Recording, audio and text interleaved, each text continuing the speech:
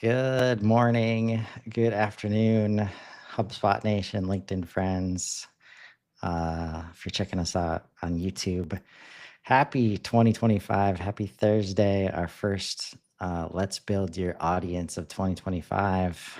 How you doing, man? As well as ever.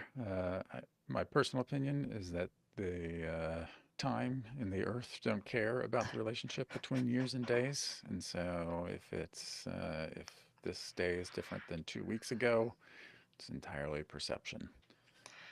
Uh, I I'm with you there, man. That's um, can be a little hard sometimes to engage in these traditional calendar-based holidays. But that's, I think we'll leave that for another yeah, day. tax ramifications notwithstanding. Yeah. Oh, of all the things that we build relationships around. Yes. Yeah. Uh, but we got a lot to dig into today. We're excited to share a new series that we're gonna dive into to kind of help all of this audience stuff, that we've been talking about be a little more actionable, a little more tangible for all the teams out there. Yeah. Um, and without further ado, like I'd love to, Yeah. get your thoughts there. Yeah. Let's say, let me share my little thing here. We're gonna do, we want to be more actionable, but we're not going to do a whole lot of hands-on in HubSpot today because we don't have time to do these all.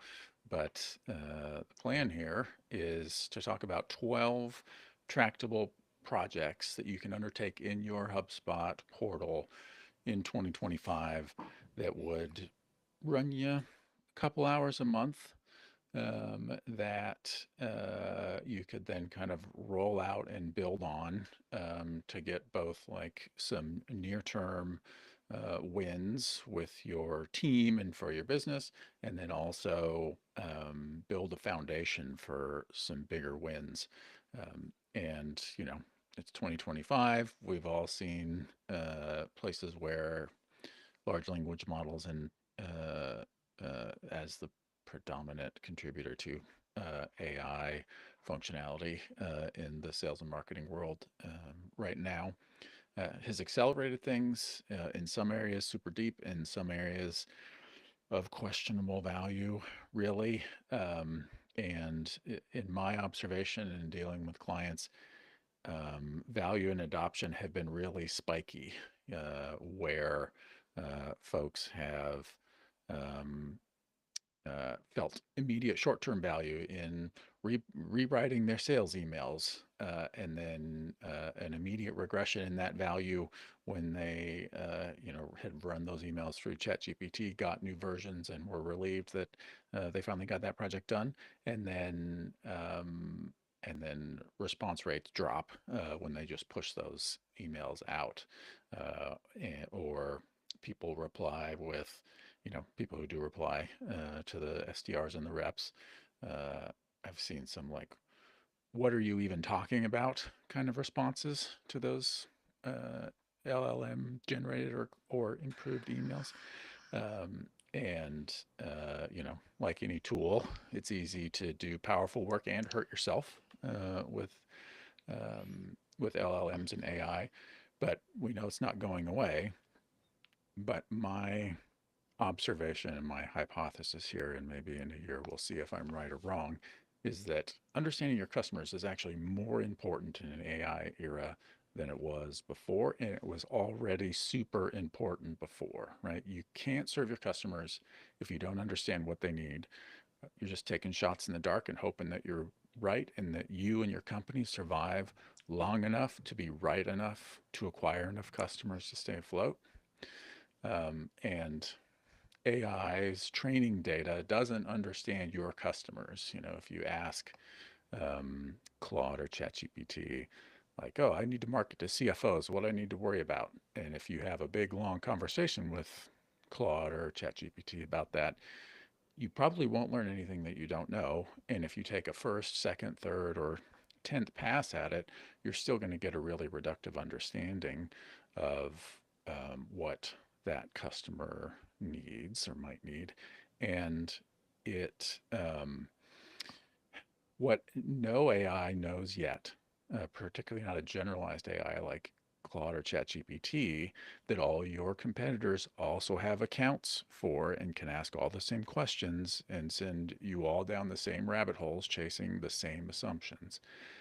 What those tools don't know is how your customers are different from the average person or company, how your customers are different than competitors, what you offer that is different and unique, right? And so if you have those two things, a good understanding of who you are, how you're unique, and a good understanding of who your customers are, then you have the ability in 2025 not to blindly hope that an AI, whether it's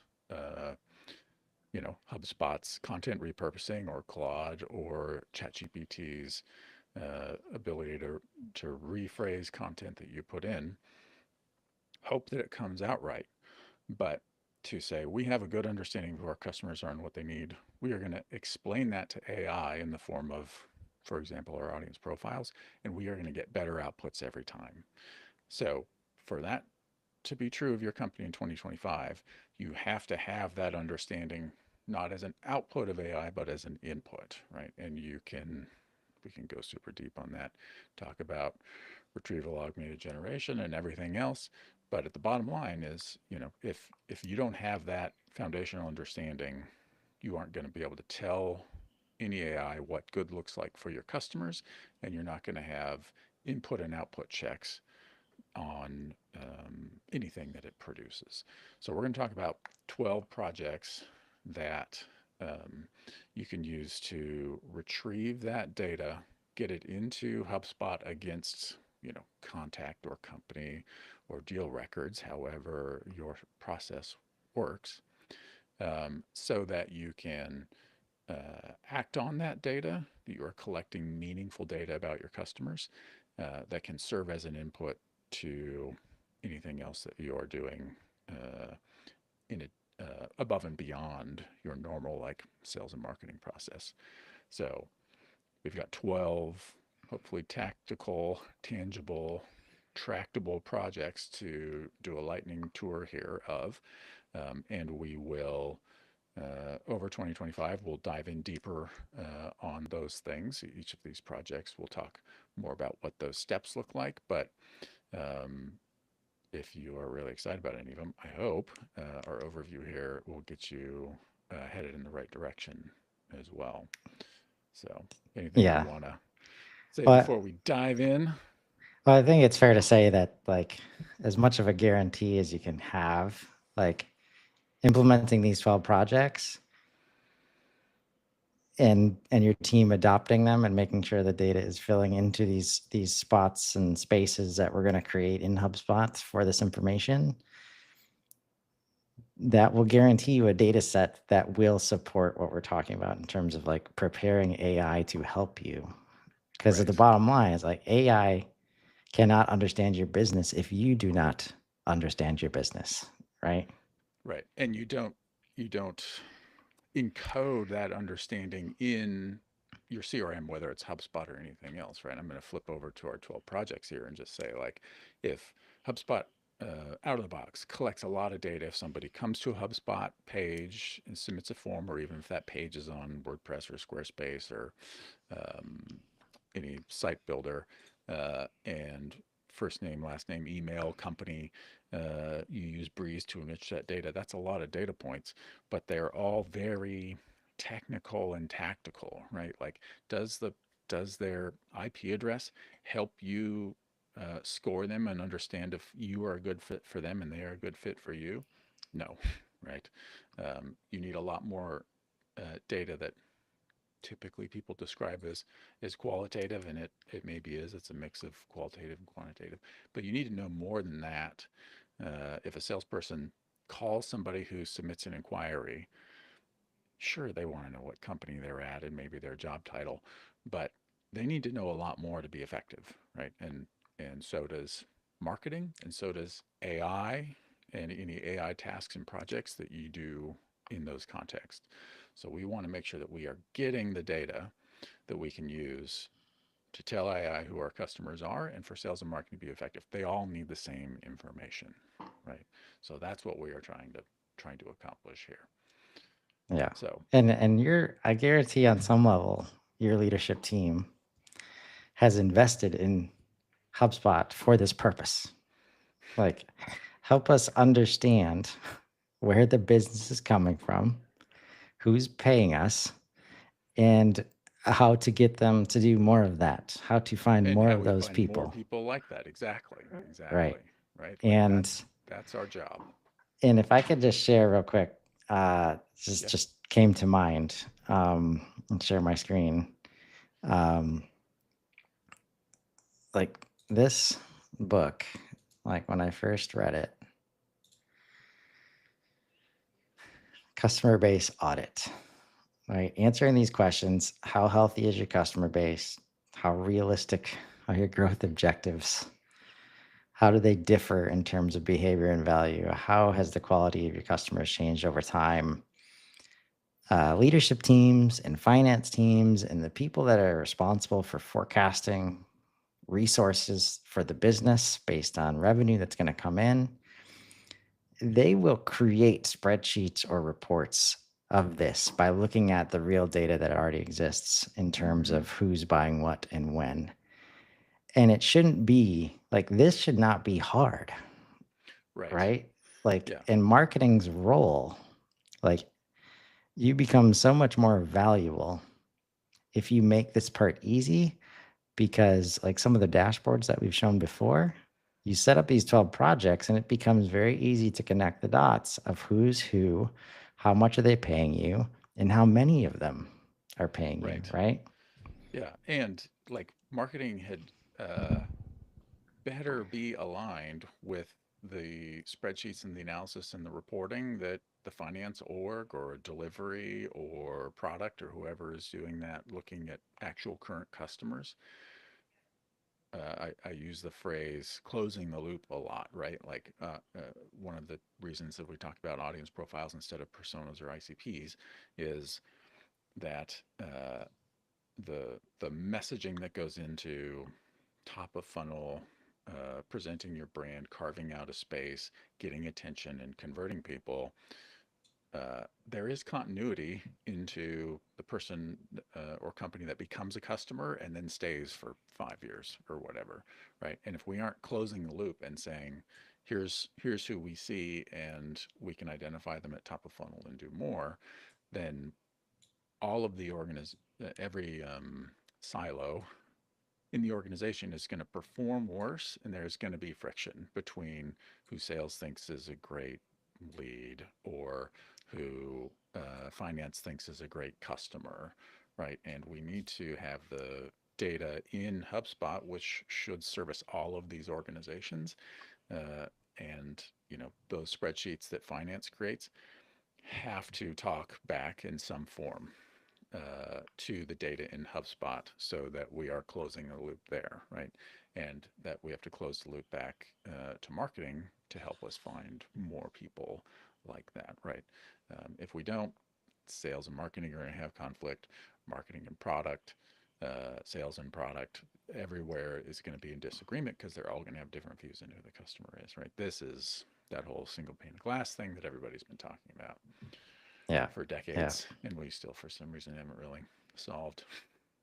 Well, that's the powerful part of what we're describing here. And as Commerce Hub and, cash flow gets built into the, Yeah, like, a unified view, like, I'm not, um, it's not, can't think of the word right now, but it's not a crazy thing to say where businesses have not had great access in the past to a true unified view of the customer. The one that they have to have is revenue, right? As right, the lifeblood of the business. That hasn't been available in HubSpot. So naturally, these other systems become the systems of record for most of the other departments of the business outside of marketing and sales. Now that that's being brought into HubSpot, we can have a true unified view.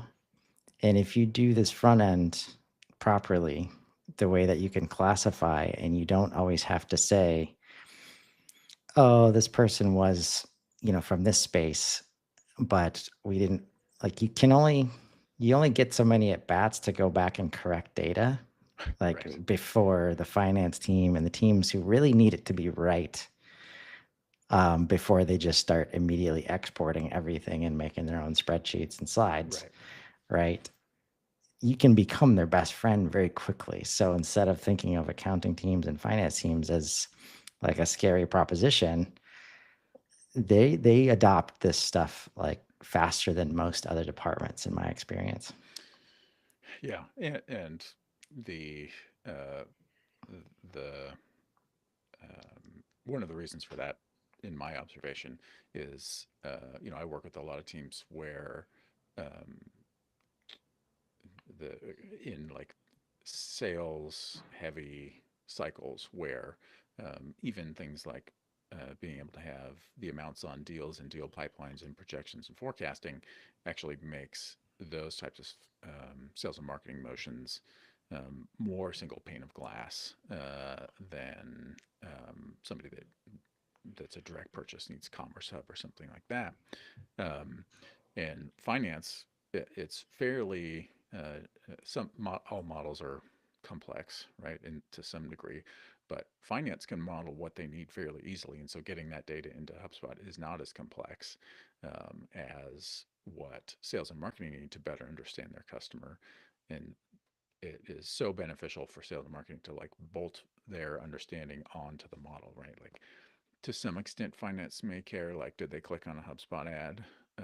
The person optimizing your campaign super cares about that, but that doesn't actually, for most organizations, describe success. That's a smokescreen for what effective customer acquisition looks like, right? So, uh, HubSpot, one of the massive value props, again, as we get access to things like Commerce Hub, improvements to quoting and things like that, is that we can align all of those stakeholders' data needs for understanding the full cycle in one place and be able to track, like, yes, here is their profile, here's what our acquisition for them looked like, here's what closing the deal looked like, and here's what fulfillment looked like, right?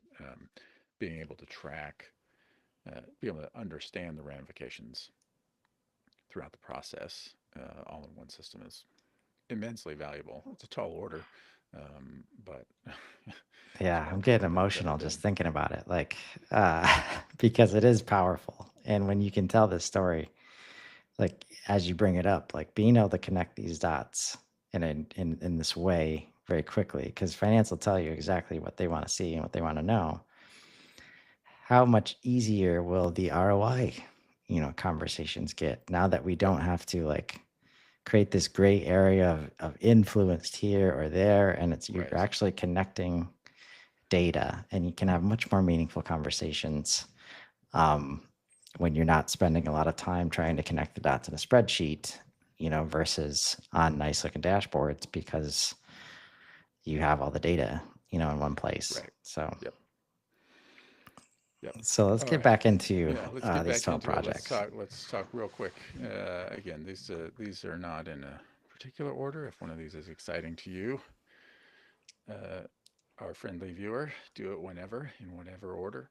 But these are all about, again, collecting the data so that you can make these decisions, whether you are feeding that into marketing, sales, human in the loop, AI, purely human tasks, so that you're set up better for 2025. So uh, why don't we just, instead of doing a whirlwind, let's just talk through each of them here. So um, uh, capture how prospects are coping. Something that I see overlooked so many times is a a business, is acquiring leads. Um, they do everything they can to try to convert somebody and get them in to talk to sales. Again, I work predominantly with high friction purchase decisions, so there is a sales team in the loop always. Um, and the one of the first questions that sales has to ask is, "What are you doing to solve this problem now?" Um, if marketing is doing a good job attracting prospects who are good fits, they should be willing to share that information with you because they view you as experts and trusted advisors, but also uh, people look for solutions, but they look for solutions because they have problems. So they are searching, they are asking ChatGPT, they are asking friends, they are looking at LinkedIn, they are looking at Reddit and saying, how are you solving problem X, right? They are solving a problem, they're solving their problem ineffectively. They are coping it with it somehow right now. So why don't you just ask people optionally? You can require it if you want, but find a place in a conversion flow, whether that's an actual inquiry or whether that's upstream in like a custom assessment or a downloadable or something, where you just say, hey, how are you doing this now? And you can use that information to inform your profiles, to prompt, to give sales when they get into a conversation, to deliver more effective automations and follow-ups, sales sequences or workflows, emails, interactives, etc. Just ask people, what are you doing now? It's not effective. We know, that's why we're talking. What are you doing right now? Um, it's a fantastic way to start to group and understand the differences between subsets within your customers and where you win or lose. And if you lost a deal for no decision, hey, if I follow up in 4 months at the end of the fiscal year, or it's January, a little bit longer. If they still haven't solved this solution, I know their pain points are really bad, and we might be able to come back and help them then, right? Just capture this information instead of being afraid to ask somebody about their super painful problem and what they're doing to manage it. Um, I lost Yeah, the flow of my. again, like, oh, there's so many conversations where, especially as a growth practitioner, let's say, I always hesitate to call myself a marketer. Uh, uh, Sorry for my baggage there, but Seth Godin says we're all marketers. yeah, I mean, having said that, my favorite definition of marketing is any two-way communication, like with your audience or customer base, like literally across the whole spectrum. But like, how many conversations have you been in where it's like people are searching for answers related to like total addressable market and like how much opportunity actually is there, right? Being able to highlight things like this, like, just creates, again, much more meaningful conversations because you can immediately show, like, well, these deals didn't close. And it was because they're not doing anything about it right now. So Right. status quo is winning, right? But being able to, again, connect these dots, like, instead of just trying to shortcut things with like sales velocity metrics and, like, oh, what's our win rate? And like, so much gets lost when you just try to break it Right. down into numbers that don't really relate to who the audience is, right? Um, and at the very least, like, putting this part into your debriefs, right? Yeah. I'd say if you're not doing this already, that's the best way to start, like, implementing this. Is you can very easily see, or at least talk to your sales, team, like, Yeah. how did the conversation go? Why or why not? Things like Yep. that. And we'll talk about a lot of other, there's so many ways to reuse this. One of the last ones that we'll hit this, that is applicable everywhere is snippets. They are one of the most underused and misused tools in HubSpot, but we'll see an example when we get there. But when you do a debrief and you hear all the time, like, hey, uh, I hit somebody who's building their reporting decks manually. They're like going into Google Slides. They're hitting like create graph, and then they're typing in the numbers. What did you say when you had somebody like that? And then sales teams share the questions that they ask and the perspectives that they offer. If you aren't looking at dimensions like this, you don't have the language and the kind of framework to even like surface those conversations and recognize it. It only happens incidentally. But if you have a report that says, you know, uh, here's what our leads looked like this week from coping, and here's what they look like from what our wins look like. You can start to see dimensions in your data that in your business that you didn't have access to before. And I'm going to jump to the next one, which is a very similar, it's going to look very similar, but it's a very different mindset from the prospect, which is everybody has battle cards for their direct competitors and maybe a couple of indirect competitors, right? Like you know who the people that you've got an SEO page on your website that says us versus them, right? And you try to you either honestly or less honestly try to steer that conversation in your favor. But there are all of these, we call this other ways in the Who First framework, but there are a bunch of solutions out there that you do not think of as competitors, but that people will buy, right? Spreadsheets are both a coping trap and um, spreadsheets, I like to say, are version one of everything. Lists, project management, product management, time tracking, HR, everything. So there's always something that you don't think of as a competitor that marketing isn't positioning against that you're going to lose deals to. Uh, those are the hardest things to spot as a business, right? Because you have to be so far away from your solution that you approach it with a beginner's mind, like somebody who isn't in your space would, like they hold up two solutions and they say like these look the same, and when you look at them you're like no way, that's not anything like us. But do you know that that doesn't that you are being compared to those other indirect competitors, and maybe it's a partial solution?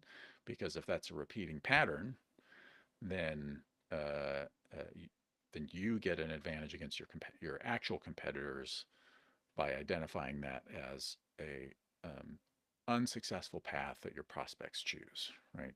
If you get the secret knowledge of people who are new to this industry, compare us to solution way out of left field, and nobody else knows that, you have it tapped into a prospective market or segment that your competitors aren't aware of, right?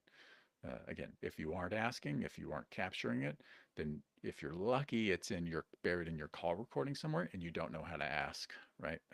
That because you don't know what to search for. Um, Number three, we've talked about this in our series before, but um, figure out either by uh, uh, when somebody converts, asking them some questions or a question that aligns with who your defined customer segments and formative audience profiles are. Um, you can also do this with assessments or by training your sales team, helping them understand who your major audience profiles are. A audience profile, if you aren't super deep, which you're probably not. I like to say they're like personas, but they're actually actionable. So if your sales team is first on them, or you can identify one question, which you almost always can, that you can ask that will help put somebody on an audience profile. Just set it as soon as you can in the process, because you can tailor your communications, your ads, your emails, uh, sequences, everything, um, using and even pages on the website if you're using HubSpot's Content Hub uh, for that audience to deliver exactly the right messaging that they need. You can only do that if you collect this information. Um, the we've got 12 of these to get through, and we're on number four. So I'm gonna keep flying. Um, but if you set an audience profile, uh, again, like a persona but actionable, um, it's critical that everyone is on the same page about who those people are and what they represent. Uh, a very low hanging fruit, easy way to do this that you can do in a couple of hours is just embed content or either use text, the text boxes, or embedded content on HubSpot dashboards, one for each of your audience profiles, or and put the full definition of what those folks are on the page, and you can even get fancy and link back to it from your playbooks and things.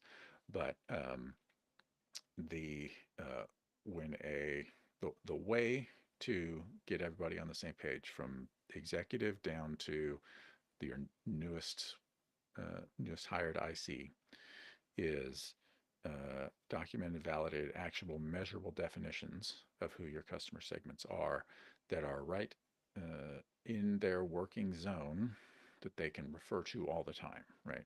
So if a new hire or a salesperson sees like, oh, this person's my first rodeo, there was something in that profile again about, you know, what the most common first step trap is that they see, they can jump over to the dashboard and have it right there, right in front of them, right? Um, Create a profile hub that is a go-to reference for that. You can do it other places outside of HubSpot, but you can also do it super easy right in the tool, right where everybody uses it. When a salesperson flies out the dashboard list to go to their weekly dashboard for their one-on-one. The profiles are all right there listed for them to hop to and see as a reference as well. Yes, that might be the most undervalued function of dashboards. Yeah. The ability to contextualize the reports, like instead of just show them on a dashboard, when you can contextualize them like that, like it's the fastest path to common language and alignment, and also adoption from people that aren't in HubSpot every day. Like if you can create a dashboard go-to for those definitions that come up in conversations every day, Yep. and you're just sharing that link and hey, anytime you need to see this, like now they're just getting used to the fact that they're going into HubSpot to get information.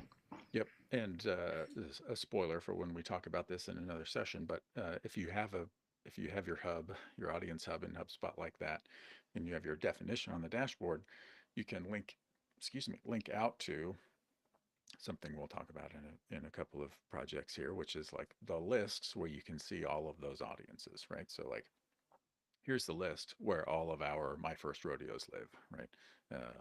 And you can do that for contacts, for deals, etc. Right?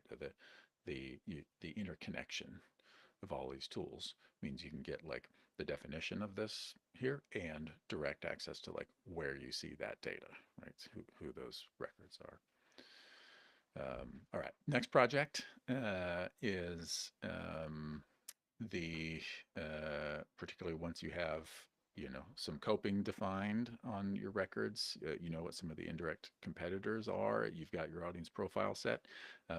Go audit your most important workflow or sequence, and look at the content. The When I go in and start working with clients, the most common failure, everybody wants to know, like, is the number of days between our sends right, or should we be sending during business hours, or should we send just before business hours, or does it even, I'm not going to set anything, so they'll all go out at midnight, and who cares, it's always worked for me. Those really like I call them structural or pipes and wires questions. There's opportunity there to improve for sure, but your emails are not working not because you sent them at 7 a.m. and not 8 a.m., right? Um, the most common failure is building a sequence or a workflow because you build it thinking about, okay, so step one, we'll send them the email. And then step two, if they haven't converted, we'll send them another email. And step three, if they still haven't converted, we'll send them another email. And not thinking about how we are delivering value with what we know about the audience, what they need, and aligning that message with whatever that means to serve them in this context, whether it's bottom of funnel and they are in a decision making mode, or it's closer to top of funnel and they are in a problem exploration, help me learn about how I should make the decision kind of mode. Um, Align, audit your most critical workflow or sequence, figure out if your messages are actually aligned with that with their journey rather than just your sales process. Um, and once that's happening, um, traps like coping and other ways our indirect competitors are traps.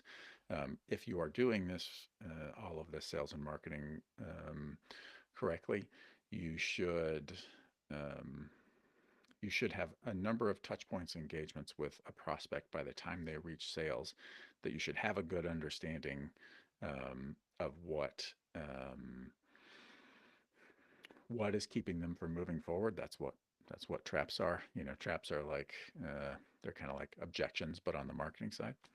Um, and so we know things like, did they convert on a page that's about a specific trap, right? Like about a specific coping tool, like why are my spreadsheets solving my reporting needs or whatever. If they convert on that, then like, okay, we know they've got this specific coping trap.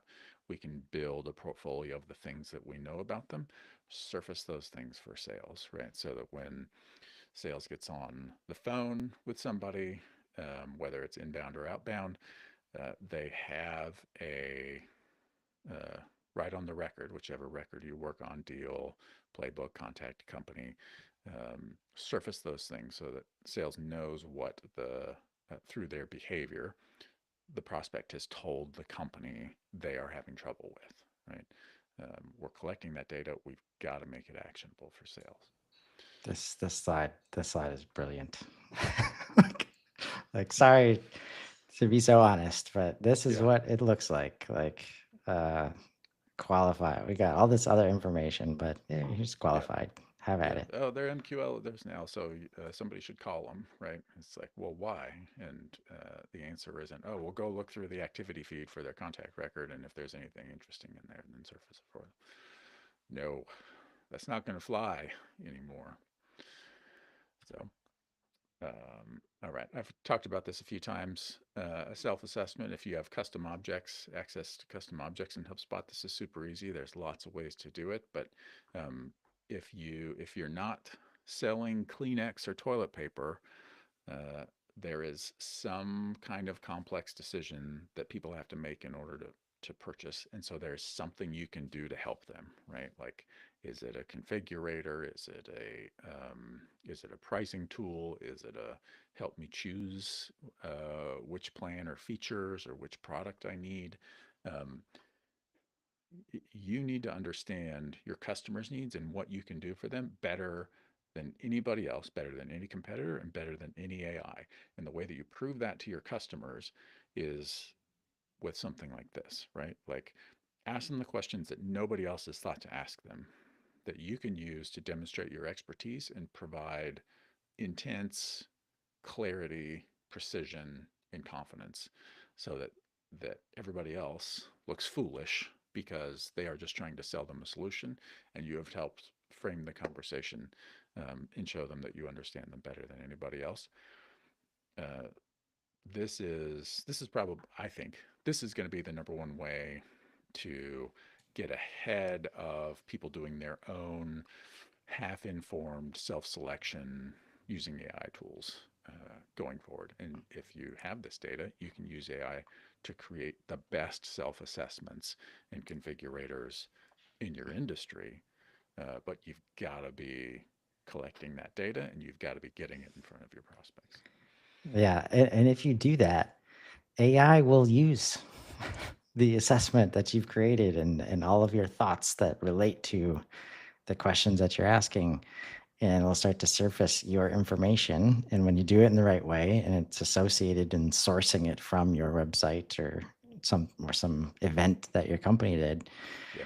like you start to, this is how you know, stay top of mind, like no matter where the customer is in their journey. And I'll just say, like, you don't have to overthink it. Like, half the battle is that this can be done very easily now. And like, just think of the feeling that you get when you yourself have done any assessment before, even which Marvel superhero you are, right? And that feeling when you get done, you're like, oh yeah, that's it. That's me, right? That's why you're doing this. Like, when Yeah. you can get that emotional connection, like you're way ahead of everybody else at this point. Yeah, I mean, and even I categorize these as self-assessments. There's so many of these. Like one of my kids was given custom sneakers, custom Converse sneakers for Christmas. And so I went on to, I thought, well, that's an interesting angle. Let's see what you can do. Um, they called them fully personalizable. I would say that they're configurable. I was able to choose from some graphics, but not arbitrary. But going on shopping for shoes and just seeing like, oh, I can choose pink or red or green or black or whatever. But going on and saving your designs and being like, I want the toe, whatever the toe box thing is called. I want that to be black and the soles to be black, but I want the shoe itself to be purple and I want the eyelet stays to be gold. Um, that if you can, I mean, talk about like an engaging experience, right? A personalized experience. And if you can deliver on something like that, the uh, like the customer has said, here's exactly what I think I want, right? And if they're right or wrong, whatever, right? Like that's sales' job to help them where they could be wrong. Um, but you, but nobody else can compete with that, right? There's no reason. It's like arguing that it's a logistical nightmare or it's a build out or whatever. It's like, well, nobody else in the world is doing it, right? So um, it's kind of a moot point, right? Yeah. Um, all right. Anyway, next one is mapping gates in your purchase decision. This is oh, everybody focuses on their sales process because that's what your daily tasks are. That's what you build when you build a deal pipeline. That's what if you violate it, as a rep, you get chewed out by the VP of sales because you didn't, get the contract right or whatever. But um, our job, hopefully, in a well-functioning organization, our job is not to execute a sales process, right? It's to acquire customers, and organizations massively overlook the the fact that there are things that are hard stops in a sales process where no matter how many emails you send or calls you make, you can't proceed. But these are all things in the customer's world, right?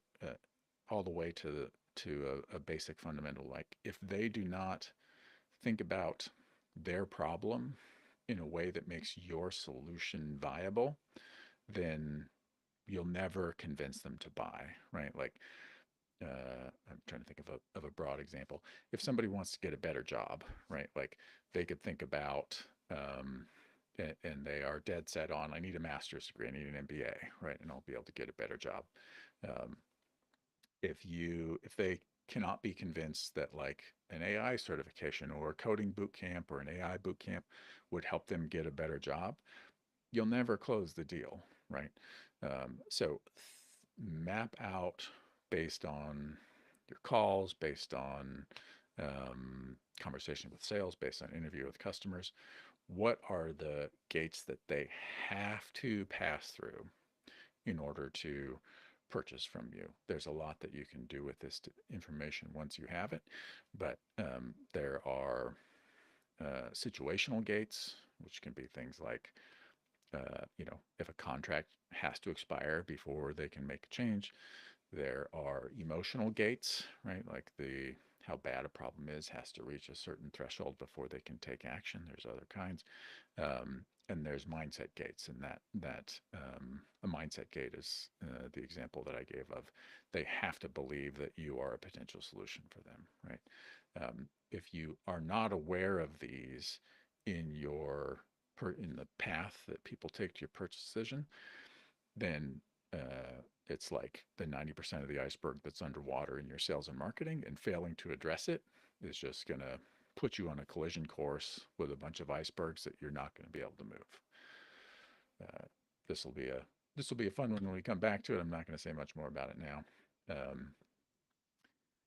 Here's a super tactical one. there are 5 folders and then lists that go in them that will help you segment and serve customers on their journey. Um, the last one on the list here, a dynamic list for each stage of your sales pipeline and the deals and or contacts associated with them that are in it is a common one. The middle one there, life cycle stages, almost everybody creates those as well. But where somebody at is in your sales process does not necessarily tell you if they are ready to buy or if they are a good fit or what they need to do next. So you need lists for your audience profiles, for your friction factors, and then for critical decision milestones, which vary based on business and industry. But these 5 folders, and if you have multiple pipelines, you'll have multiple of that last folder. But this is how you triangulate where somebody actually is on their journey, right? If you know their audience profile, you know that tells you what their common traps are going to be.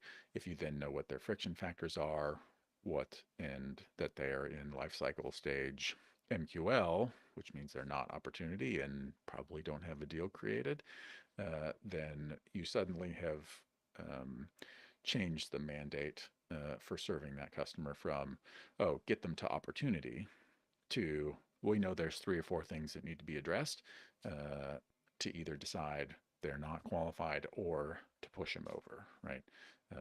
You have to be able to not just rely on date, stage, and gate in order to decide whether to try to push somebody forward in the sales process.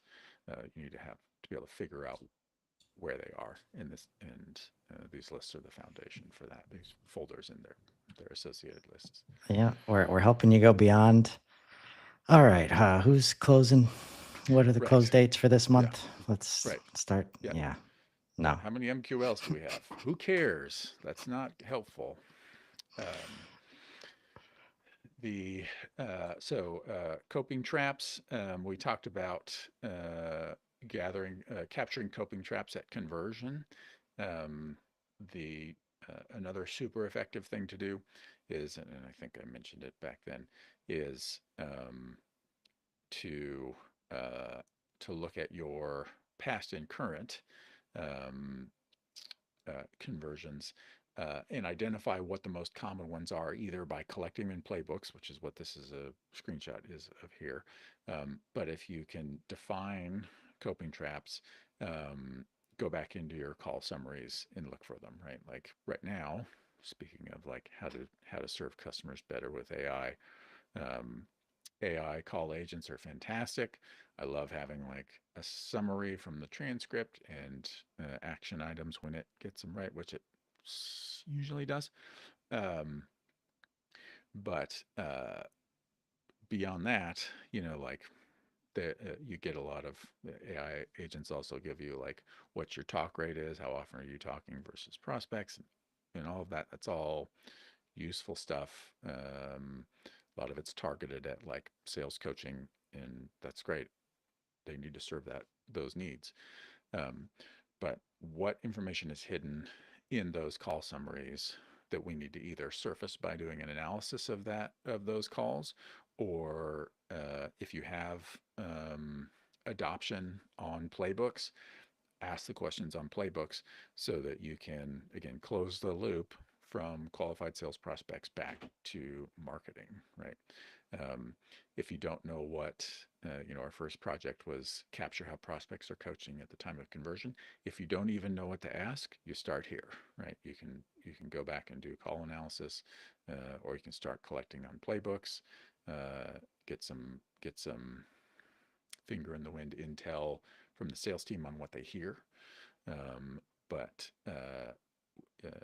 you also would want to do this because this is confirmation and validation of what you hear on conversion, right? So if somebody says spreadsheets on conversion, you want to your playbooks or your process to be like, so, the rep to say, oh, you said you're using spreadsheets to solve these complex reporting challenges. How's that going for you, right? And if they say, "Oh, we're not using spreadsheets," and they click the first thing they saw on the form, they say, "What we do is X," then you need to go and make sure that you update that data for the deal or for the contact or the company, um, and then be able to do some analysis on, are we seeing continuity, etc. And then you need to do the same thing for friction factors. Um, People will either often explicitly tell you, I don't want to buy because X. Sometimes those are objections, but oftentimes they are not objections. They are just things that slow the process down and make it harder, which are different, right? Um, these are friction factors you can and should address way, way at the top of your relationship with a prospect. So, uh, if they still are experiencing friction factors by the time they talk to sales, marketing has not done their job well. Sales needs to be, uh, doesn't need to be. It's fantastic if sales can collect this information, both as a snapshot of where they're at now, or if that sounded like at the top of the funnel at the beginning of the purchase journey, the prospect was experiencing any of these. Because if you know that, like, one of the things on the list here is reputation friction. If you hear that execs feel like they're sticking their neck out making your purchase decision, you have better be ready with tools and language to help them reduce that friction, eliminate it, or manage it. Otherwise, because nobody Googles, like, how do I reduce looking like a fool if I make a decision about a BI tool and it goes poorly, right? But it is on everybody's mind, right? Things like that. So you got Yeah. to capture them. Again, listen, do some analysis of your call transcripts, collect it in your playbooks. But when customers tell you they're having trouble making a decision for a particular reason, why would you not capture that? Yes. And it's a great example of there are ways to do this that can be very burdensome for the team, but there are ways for to make it very efficient and standardized. Playbooks is one of those ways. And when you can do that, where everybody has these tools and the tools are built to always ask the same question in the same way with the same options. One thing HubSpot has increased the value around very recently is tracking property changes and making Mm-hmm. that very visible and making it easy to make it visible. And so these snapshots we're talking about, everybody understands like, oh, it'd be great to understand the snapshots over time. You can now, right? If you set this up and it's not as hard as you think to set it up, it's probably much more hard to like get the adoption of the team Right. to do it in this way. But when you can show those snapshots, everybody wants that visibility in the Yeah. organization. And when you can give it to them, it's a powerful, powerful moment.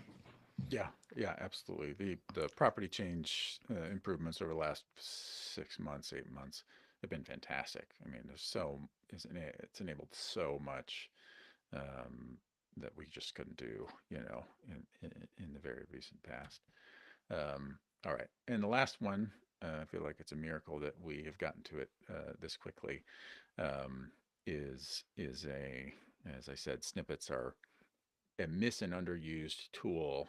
Um, for what they offer. You as you just said, with gathering this information and making it accessible, making it easy for sales. What, particularly on the SDR side, in my experiences, they uh, what they want and where you really can help them be and feel effective is, um, don't send them out there, you know, so that they feel like they're going to step out the door and get pelted with 100,000 tennis balls, and they don't know where they're coming from. They want to know like what they are probably going to get, and they want to have tools, best practices. They want to know what works for dealing with those things, right? So instead of, oh, the lead could be, do, and ask anything. They want to go in knowing, like, okay, this person is in this situation. I know what to ask, and I know what you know, I know what effective responses, and I'm primed to know what like our brand messaging and positioning on these things are.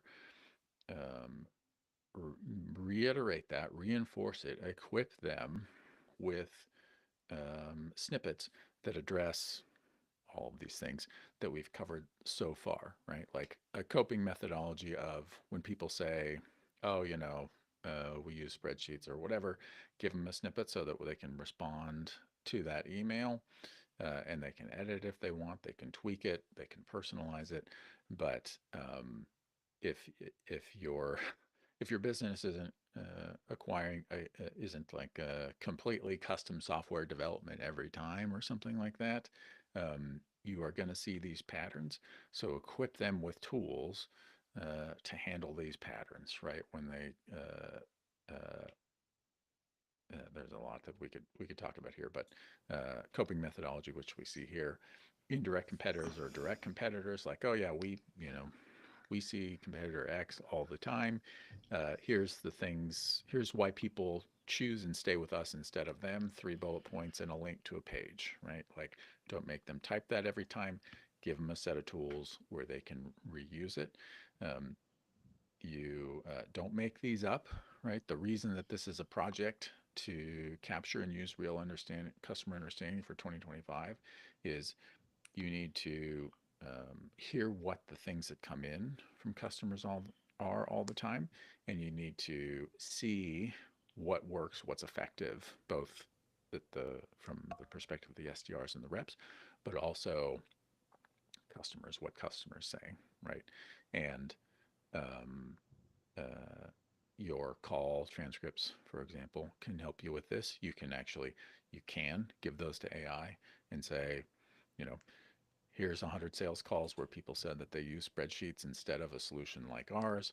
Uh, uh, these ones were wins, these ones were losses. What did the sales team say in response to this? And then start to dig in and evaluate, feed that back into and make those snippets, put them in your playbooks, equip your sales team to use them, right? So um, we are like right at an hour. We did a whirlwind tour through hopefully 12 interesting projects, or at least a couple of them are interesting or intriguing or useful.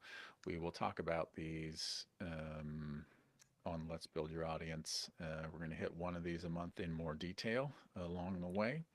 Um, but of course, if you want to talk about them anytime, I will spend hours and hours talking about these with you if you reach out.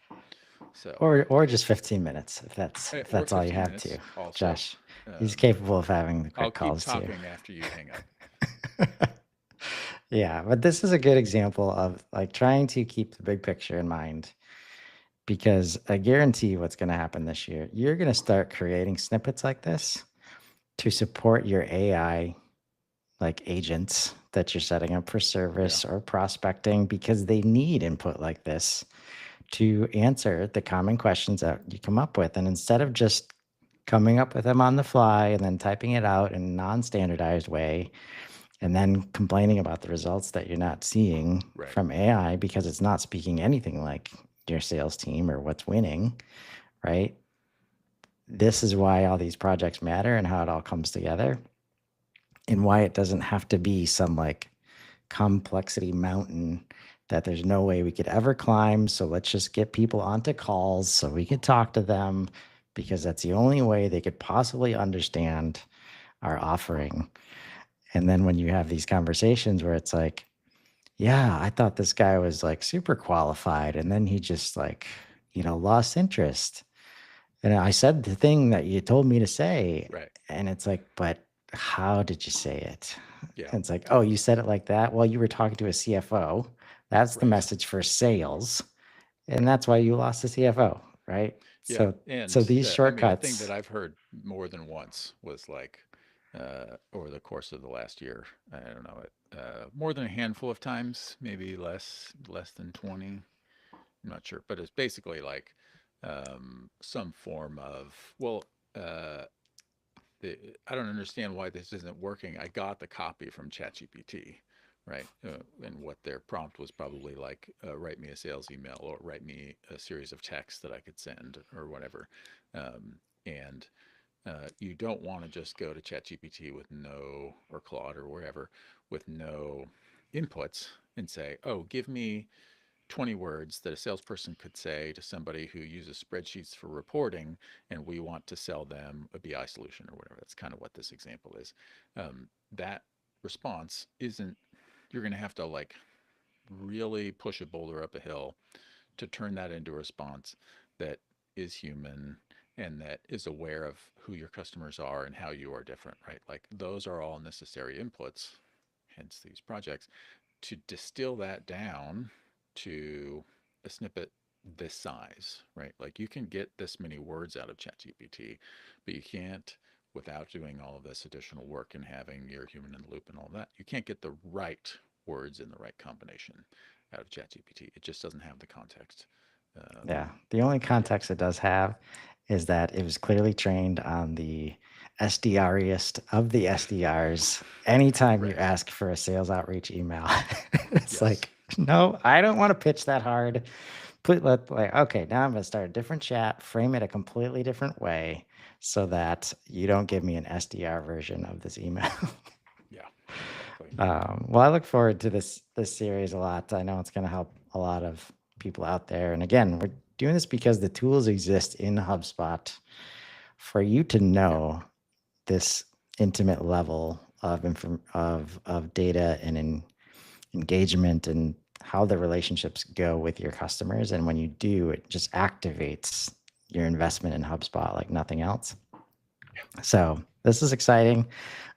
So in the meantime, like think about those, uh, your journey, um, how your customers engage with you at all points in the process. What kind of like, do you have a bunch of call recordings that you could start feeding? Like the one thing that AI is really good at is taking some direction, taking a bunch of information and synthesizing it to get the answers that you're looking for. So often there's a set of data that's a gold mine in your organization yeah, already that sets you up for success here.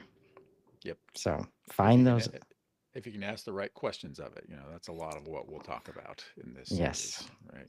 Don't exactly. just say like, "Oh, what worked well in these sales calls," because that's not enough direction or information, right? Yeah, What you need to be looking for. exactly. Oh, well, Oakes, he only talked 33% of the time and he had a lot of high energy in this call. So clearly that's why we won that deal. I Um, talked to way more than 32% of the time. oh, yeah, folks, find those opportunities and let's grow. Have a happy 2025 and we'll see you in a couple weeks. Have a great day, Bye everybody. bye.